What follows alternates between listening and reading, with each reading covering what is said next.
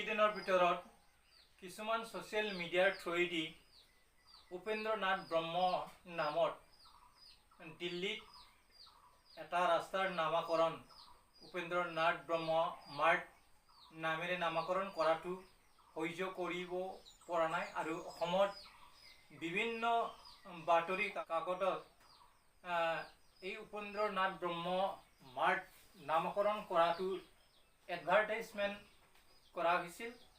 তাকে লৈ বহু কথা সমালোচনা কৰা আমি গাঁৱে ভূঞে চহৰে দেখিবলৈ পাইছোঁ। কিছুমানে অসমৰ কাৰণে গৌৰৱৰ কথা বা অসমৰ এজন সুসন্তানৰ নামেৰে দিল্লী নিচিনা পলিটিকেল চিটিত এটা ৰাস্তাৰ নাম বডোফা উপেন্দ্ৰনাথ ব্ৰহ্ম মাৰ্গ নাম ৰখাটো আমাৰ অসমবাসীৰ কাৰণে সৌভাগ্য বুলি কিছুমানে গণ্য কৰিছে।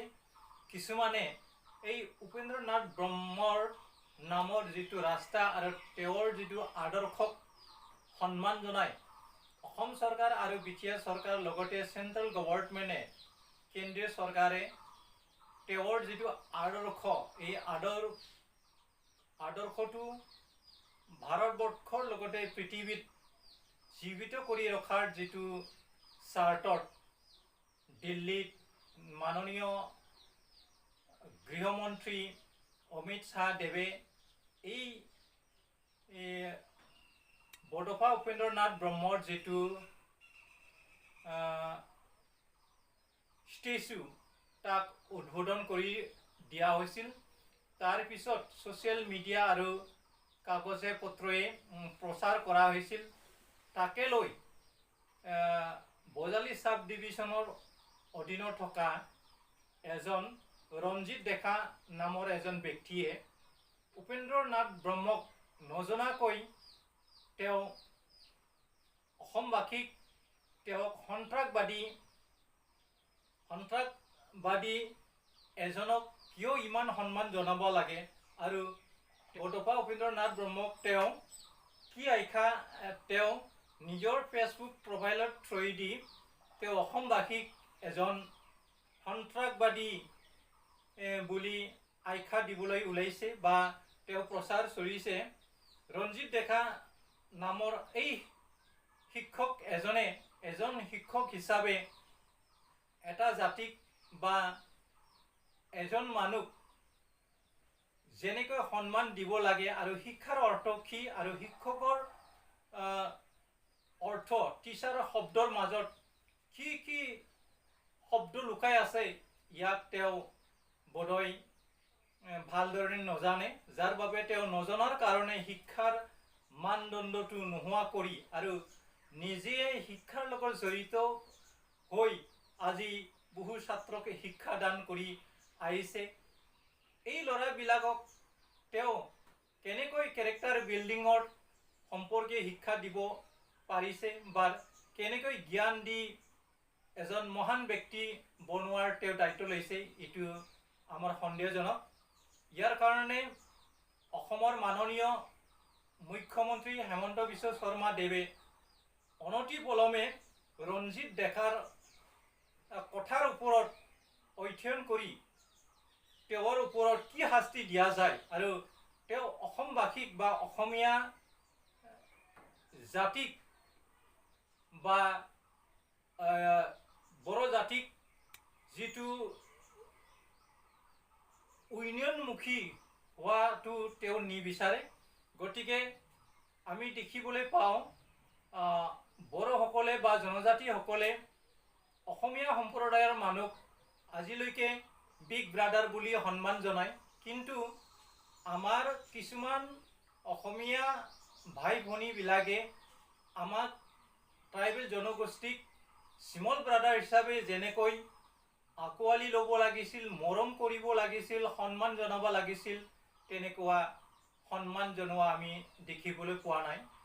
ক'ব গ'লে শিক্ষিতবিলাকে যেনেকৈ কিছুমানে ছ'চিয়েল মিডিয়াৰ যি কথা লিখে বড়ো সম্প্ৰদায়ৰ এগেইনষ্টত, এইবিলাক কথা আমি ভালদৰে অধ্যয়ন কৰিলে দেখা পাওঁ যে আমাৰ বিগ ব্ৰাদাৰ অসমীয়া ভাইসকলে যেনেকৈ আমাক ট্ৰাইবেল জনগোষ্ঠীক আঁকোৱালি লৈ নিজৰ লগতে খাপ খুৱাই তেওঁলোকে অসমীয়া জাতিৰ লগতে থাকি বা অসমৰ অসমীয়া হিচাপে তেওঁলোকে চিনাকি দি আহিছে।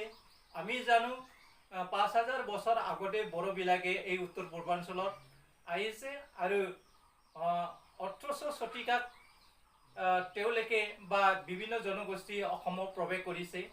এইবিলাক কথা বুৰঞ্জীত লিখা আছে। তথাপিও কিছুমান মানুহে ভূমিপুত্ৰসকলক মিছলিডিং কৰি তেওঁলোকক উচ্ছেদ কৰা, তেওঁলোকৰ ধ্বংস কৰাৰ যিটো ষড়যন্ত্ৰ আজিলৈ অসম বা উত্তৰ পূৰ্বাঞ্চলত চলি আছে। গতিকে আমি জানো একেখন বাগিচাত মাত্ৰ এটা ৰঙৰে ফুল নাথাকে। গতিকে বিভিন্ন ৰঙৰ ফুল থাকিলে এটা বাগিচা শুৱনি হয়। গতিকে এখন দেশক আমি মজবুত কৰিব লাগিলে এই দেশত বিভিন্ন জাতি গোষ্ঠী বসবাস কৰি সংসাৰ কৰাটো নিতান্ত প্ৰয়োজন বুলি আমি ক'ব বিচাৰোঁ। কিয়নো এটা হাতে আমি তালি বজাব নোৱাৰে। A single flower can not make a garden. যি ঠাইত এটা জাতিয়ে মাত্ৰ বসবাস কৰি আছে বা দেশখন চলি আছে, এইখন দেশত যেনেকৈ উন্নতি হ'ব লাগে ঠিক তেনেকুৱা উন্নতি হোৱাটো আমি দেখিবলৈ নাপাওঁ। কিন্তু আজি আমি ক'ব বিচাৰোঁ যে অসমৰ থকা জনগোষ্ঠীক যেনেকৈ চৰকাৰ আমাৰ BTC চৰকাৰে যেনেকৈ BTCৰ থকা জনসাধাৰণক সমান চকুৰে তেওঁলোকৰ নিজৰ অধিকাৰ দিয়া হয়, ঠিক তেনেদৰে অসম আৰু উত্তৰ পূৰ্বাঞ্চলতো ভাৰত চৰকাৰে যেনেকৈ অধিকাৰ দিছে তেনেকৈ সব জাতিয়ে সমান মৰ্যাদা পোৱাৰ অধিকাৰ আছে আৰু কোৱাৰো অধিকাৰ আছে আৰু আমাক কিছুমান মৌলিক অধিকাৰ আছে। এই মৌলিক অধিকাৰক ধ্বংস কৰি কিছুমান জাতিৰ ওপৰত আক্ৰমণ কৰাটো এইটো আইনগত কথা নহয়। গতিকে মাননীয় প্ৰধানমন্ত্ৰীয়ে বড়ো সম্প্ৰদায়ৰ এজন পিতৃপুৰুষ উপেন্দ্ৰনাথ ব্ৰহ্মৰ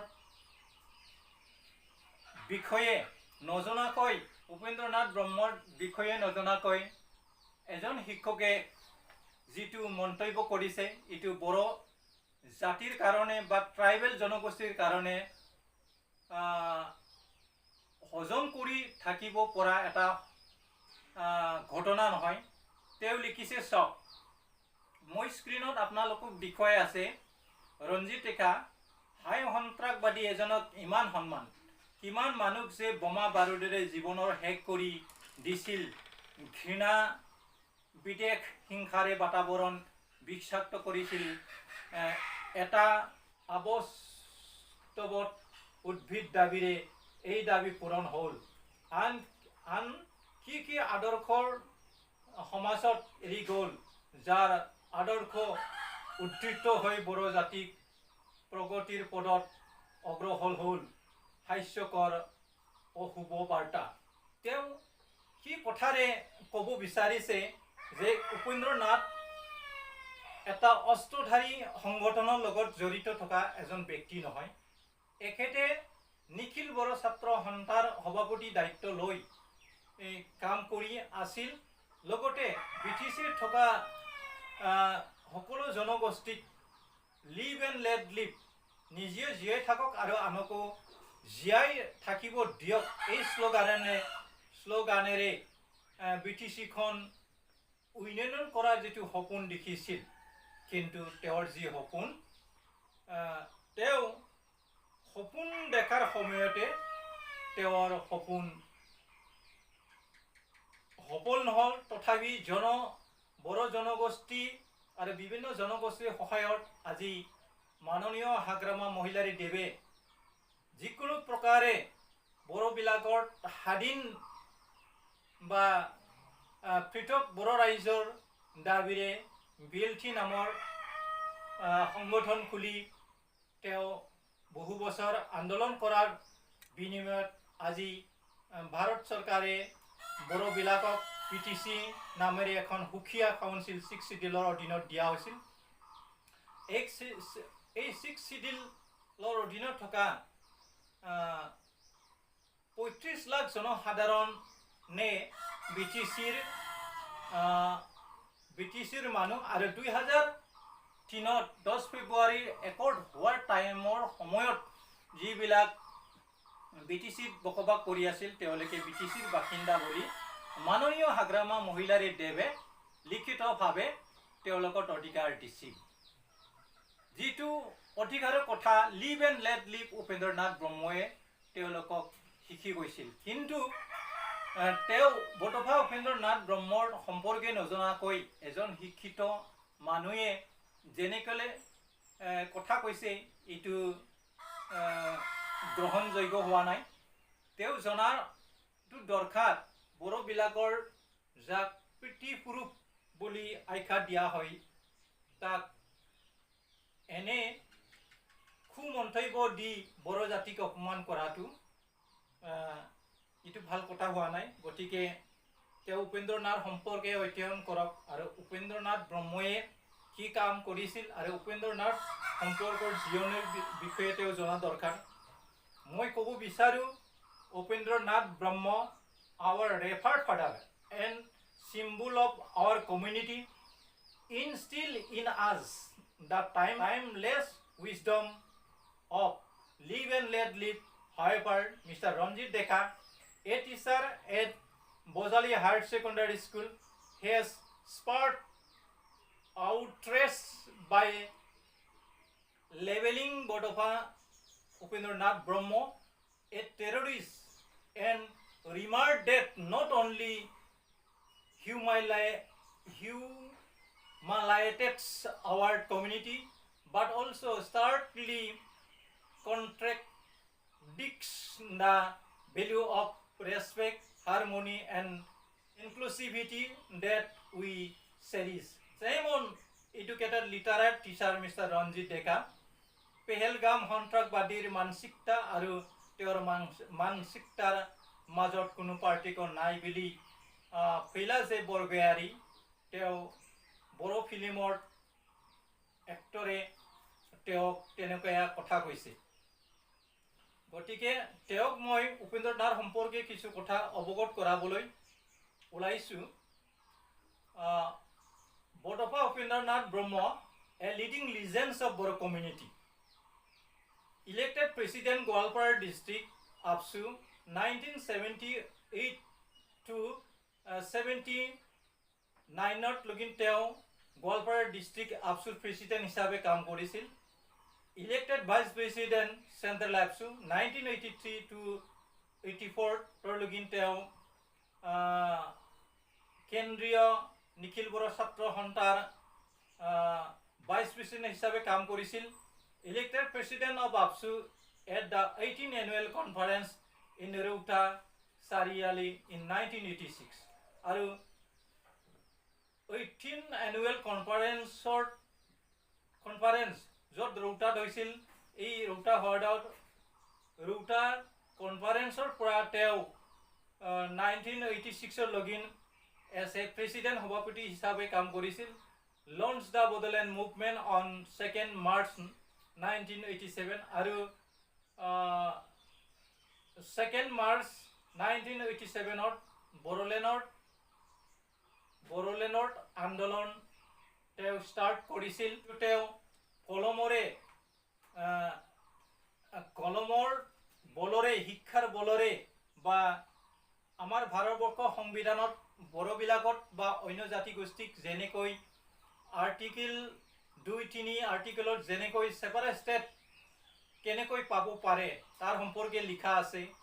এই আইনটো লৈ তেওঁ বড়ো জাতিক ছেফগাৰ্ড দিয়াৰ কাৰণে যিটো অসমত থাকি বড়োবিলাকে যেনেকৈ নিজৰ প্ৰাপ্য বা অধিকাৰবিলাক পাব লাগিছিল তেনেকৈ আমাৰ অসম চৰকাৰে বা অসমৰ কিছুমান বুদ্ধিজীৱীবিলাকে বড়োবিলাকক যেনেকৈ সা সুবিধা দিব লাগিছিল তেনেকৈ দিব পৰা নাছিল, যাৰ বাবে আজি অসমৰ পৰা 7 ভনী দেশ বিভক্ত হৈ গ'ল।